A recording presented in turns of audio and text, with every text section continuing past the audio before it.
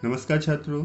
समाजशास्त्र की द्वितीय पाठ्यपुस्तक भारत में सामाजिक परिवर्तन विकास के पाठ संख्या 3 भारतीय लोकतंत्र की कहानियों में आपका स्वागत है। छात्रों, आज हम भारतीय लोकतंत्र पर चर्चा करेंगे। लोकतंत्र को अंग्रेजी भाषा में डेमोक्रेसी कहा जाता है, जो कि ग्रीक वर्ड डेमोस और क्रेसिया से मिलकर बना है। डेमोस का अर्थ होता है जनता, वहीं क्रेसिया का अर्थ है शक्ति अथवा सत्ता। अगर हम लोकतंत्र का शाब्दिक अर्थ देखें तो वो बनता है जनता का शासन। अमेरिकी राष्ट्रपति अब्राहम लिंकन की परिभाषा जनता का, जनता के द्वारा, जनता के लिए शासन ही लोकतंत्र है। अब हम देखते हैं लोकतंत्र के प्रकार। प्रत्यक्ष लोकतंत्र और प्रतिनिधिक लोकतंत्र। प्रत्यक्ष लोकतंत्र, इसमें सभी नागरिक बिना किसी चयनित या मनोनीत पदाधिकारी की मध्यस्थता के सार्वजनिक निर्णयों में स्वयं भाग लेते हैं। यह वही व्यवहारिक है जहां लोगों की संख्या सीमित हो, जैसे सामुदायिक संगठन, श्रमिक संगठन इत्यादि। प्रतिनिधिक लोकतंत्र में जहां लोगों की संख्या असीमित हो, वहां पे प्रतिनिधिक लोकतंत्र रहता है। उदाहरण के लिए हम अपने भारत देश को ले सकते हैं। इसमें सार्वजनिक हित की दृष्टि से राजनीतिक निर्णय लेने, कानून बनाने और कार्यक्रमों को लागू करने के लिए नागरिक स्वयं अधिकारियों को चुनते हैं। उदाहरण के लिए पंचायत, नगर निगम, संसद, विधानसभा इत्यादि।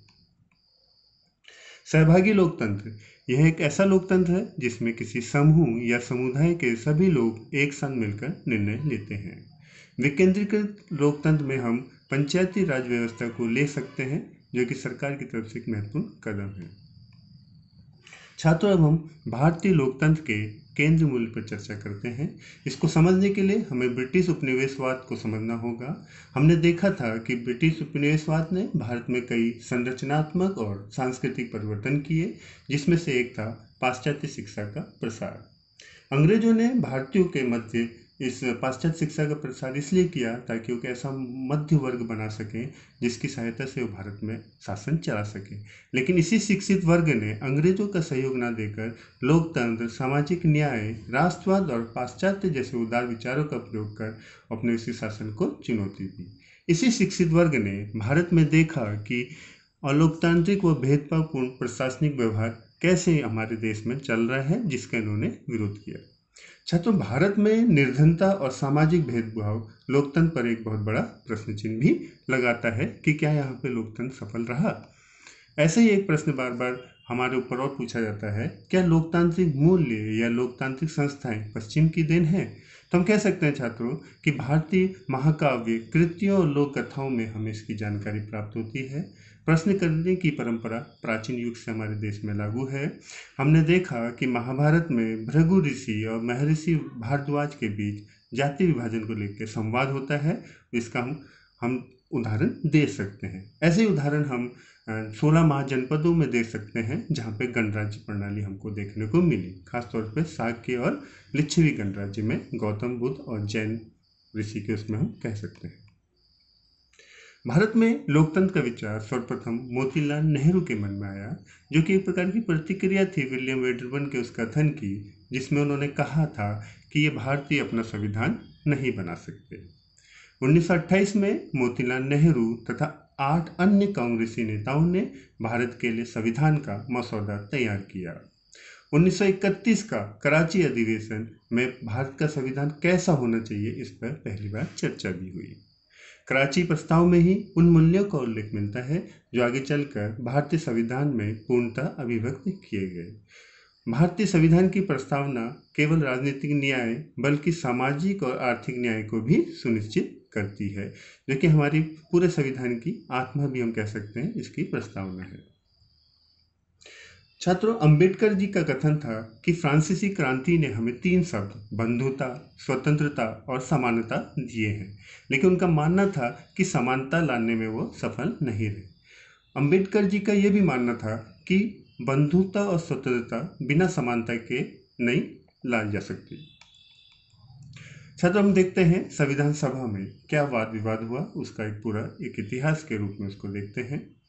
गांधी जी ने हरिजन नामक पत्रिका में द ओनली वे नामक शीर्षक में लिखा कि संविधान सभा अकेले ही जनता की इच्छा का प्रतिनिधित्व करने वाले एक पूर्ण, सत्य तथा स्वदेशी संविधान का निर्माण कर सकती है, जो महिलाओं तथा पुरुष दोनों के लिए भेदभाव रहित वयस्क मताधिकार पर आधारित हो।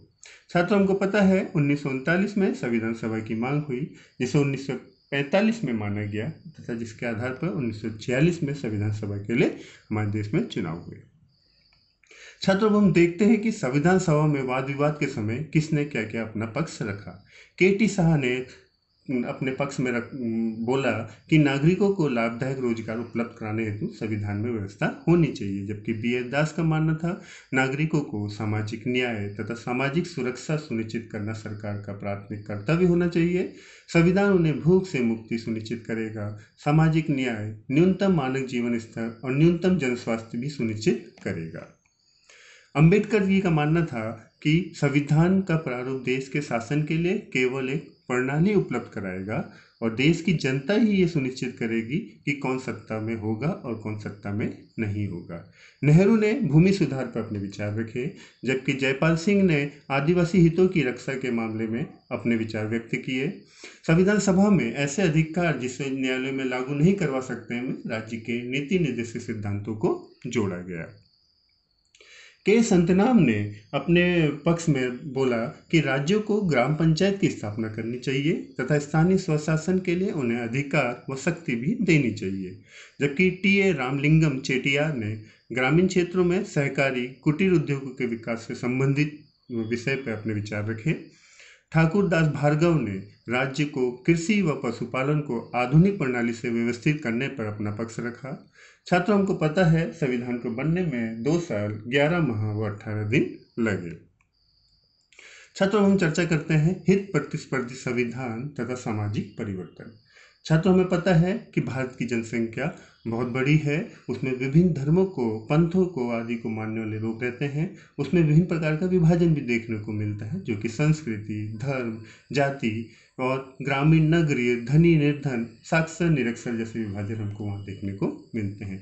इतना कुछ विभाजन होने के बावजूद भी भारतीय संविधान में ये वर्णित है कि निर्धनों और हास्य यानी कि समाज की मुख्य धारा से पिछड़े लोगों को सक्षम बनाया जाए, निर्धनता उन्मूलन में जातिवाद को समाप्त किया जाए तथा सभी समूह के प्रति समानता का व्यवहार किया जाए। अब छात्रों, हम समझते हैं हित समूह किसे कहते हैं। हित समूह एक राजनीतिक क्षेत्र में कुछ निश्चित हितों की पूर्ति करने के लिए बनाए जाते हैं। इनका उद्देश्य वैधानिक अंगों के सदस्यों का समर्थन प्राप्त करना होता है ताकि ये सरकार पर दबाव बना सके। यह गैर राजनीतिक दल होते हैं। इनका लक्ष्य अपने हितों की पूर्ति करना होता है और भारतीय लोकतंत्र में यह एक महत्वपूर्ण भूमिका का निर्वहन करते हैं। छात्रों, अब संविधान के अंदर हमको कानून और न्याय को भी समझना चाहिए कि कानून और न्याय में क्या अंतर है। कानून को समझते हैं पहले। कानून समाज को सुव्यवस्थित एवं शांतिपूर्ण बनाए रखने के लिए सरकार द्वारा जिन नियमों का निर्माण किया जाता है वो कानून कहलाते हैं। कानून का सार इसकी शक्ति होता है। कानून अधिकतर नियंत्रण के लिए होते हैं। ये इसलिए बनाए जाते हैं ताकि लोगों के हित की सुरक्षा हो सके। भारत में हर राज्य को अपने नागरिकों के लिए कानून बनाने का अधिकार प्राप्त है। उसको पहले केंद्र से परमिशन लेनी होती है। न्याय, कानून के लिखित नियमों के आधार पर नागरिकों के अधिकारों की रक्षा करना न्याय कहलाता है। इसकी सार इसकी समानता और निष्पक्षता है। कानून ऐसे समाज की स्थापना करना चाहता है जो भेदभाव और पूर्वाग्रह रहित हो। छात्रों, हम इसके संक्षेप में अगर देखें तो आज के जो लोकतंत्र में हमने चर्चा की उसमें हम संविधान जो है हमारा सबसे महत्वपूर्ण है। अब हम संविधान को समझते हैं। संविधान ऐसा दस्तावेज जिससे किसी राष्ट्र के सिद्धांतों का निर्माण होता है। ऐसे प्रमुख मानदंड जिनसे नियम और अधिकारी संचालित होते हैं। सभी कानून संविधान द्वारा नियत कार्य प्रणाली के अंतर्गत बनते हैं। वाद विवाद होने पर न्यायालय द्वारा कानून की व्याख्या होती है। उच्चतम न्यायालय सर्वोच्च है तथा संविधान का अंतिम व्याख्याकर्ता भी है। तो छात्रों, आज के लिए इतना ही। मिलते हैं अगली कक्षा में। धन्यवाद।